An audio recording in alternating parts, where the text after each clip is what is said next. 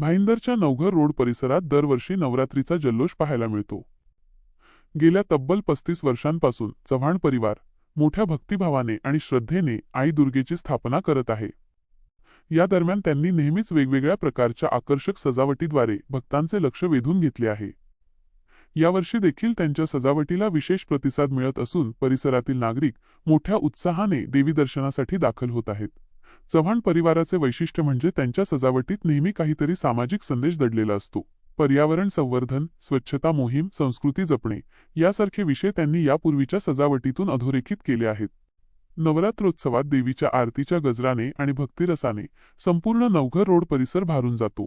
छोट्या मुलांपासून ते ज्येष्ठ नागरिकांपर्यंत सगळ्यांचा एकत्र सहभाग हा उत्सव अधिकच रंगतदार करून टाकतो। Shriram Sadan room number 107 Navghar road Navghar police station Bhayandarpur road. आम्ही चव्हाण परिवार 35 वर्षापासून आई दुर्गेची स्थापना करत आहोत। दरवर्षी आम्ही वेगवेगळ्या प्रकारची सजावट करतो। यावर्षी आम्ही फुलांची सजावट केली आहे।